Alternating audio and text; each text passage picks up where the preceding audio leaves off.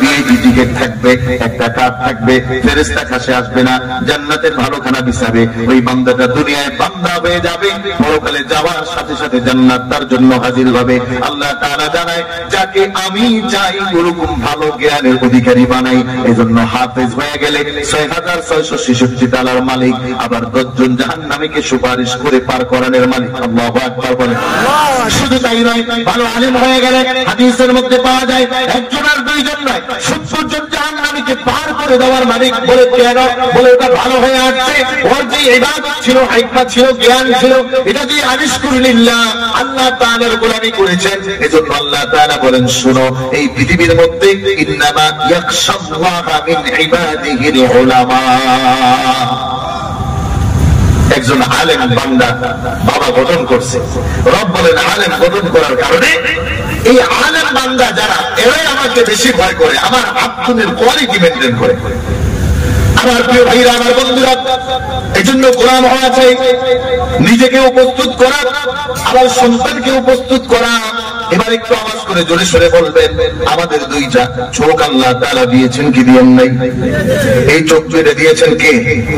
জোরে বলেন কে? আমাদের হাতগুলো দিয়েছেন কে? আমাদের জবান দিয়েছেন কে? আমাদের ব্রেন দিয়েছেন কে? আল্লাহ রাব্বুল আলামিন এক বাক্যে বলে দেয়, ওয়াল্লাহু আখরাজাকুম মিন বুতুনি উম্মাহাতিকুম লা তা'লামুনা শাইআ وجعل لكم السمع والأبصار والأفئدة لعلكم تشكرون।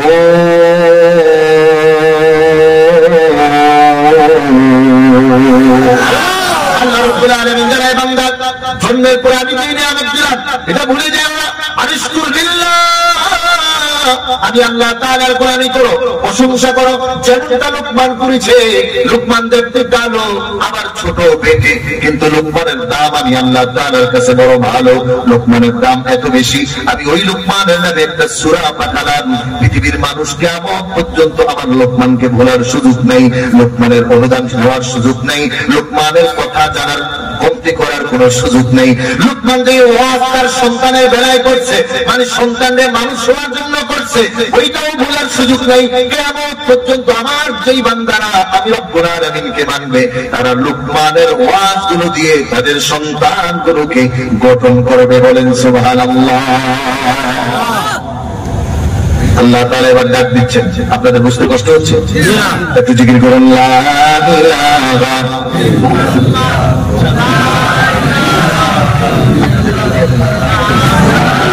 জোরে লা ইলাহা মাশাআল্লাহ, লা ইলাহা ভাই সজ্জত জন্নতি বানালো, ওই মনের মতো সাজালো।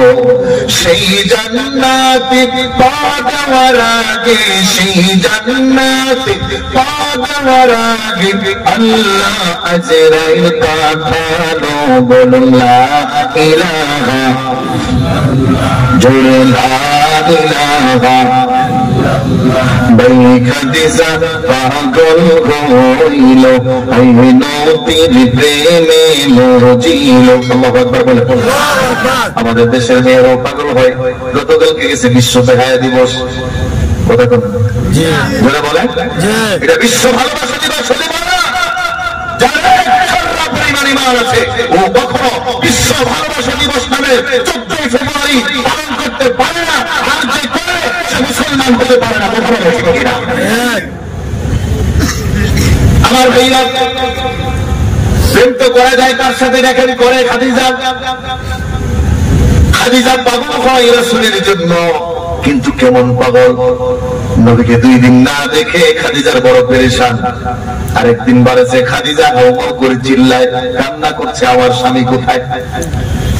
এই জন্য কবি বলেন, খাদিজা পাগল হইল, ওই নবীর প্রেমে মজিল। টাকা পয়সা জীবন যৌবন, জীবন যৌবন, টাকা পয়সা সব কিছু নবীকে দিয়ে দিল। বল লা ইলাহা।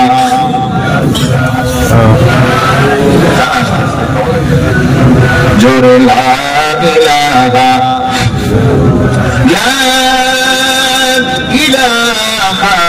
ইল্লাল্লাহু মুহাম্মাদুর রাসূলুল্লাহ। জোরে জোরে বলুন সাল্লাল্লাহু আলাইহি ওয়াসাল্লাম। আমার ভাইরা, আমার বন্ধুরা, আল্লাহ রাব্বুল আলামিন লুকমানের কথা আমাদের জন্য পাঠালেন, সন্তানকে মানুষ বানাও। যদি সন্তানকে মানুষ বানাও, এই সন্তান তোমার জন্য সম্পদ। তুমি কবরে যাওয়ার পরেও তোমার জন্য দোয়া করবে, জীবিত থাকার সময় তোমার জন্য দোয়া করবে, তোমার পরিবারের জন্য দোয়া করবে। তবে সন্তানটা যাই করো আর না করো, যদি বান্দায় রূপান্তরিত না করো, তাহলে এই সন্তানই হবে তোমার জন্য জাহান্নামে যাওয়ার 1 নাম্বার কারণ। কথা বলেন ঠিক কিনা? এখন আমাদের সন্তানগুলো নষ্ট হয়ে যাচ্ছে, খবর নাই আমাদের। এই জন্য সম্মানিত ভাইরা আমার, কলিজার টুকরা যুবক বন্ধুরা আমার, পর্দার আড়ালে মা বোনেরা আমার, কোরআনের এই কথাগুলো আপনি গুড করে রাখুন। আল্লাহ রাব্বুল আলামিন হযরত লুকমানের 1 নাম্বার নসিহত সন্তানের জন্য, সন্তানকে লুকমান চেয়ে ভালো বানাবে। আল্লাহ রাব্বুল আলামিন ডাক দিচ্ছেন, ওয়া ইয ক্বালা লুকমানু লিইবনিহি ওয়া হুয়া ইয়াইদুহু ইয়া বুনাইয়া লা তুশরিক বিল্লাহ ইন্নাশ শিরকা লাযুলমুন আযীম। আমার বন্ধুরা, হযরত লুকমান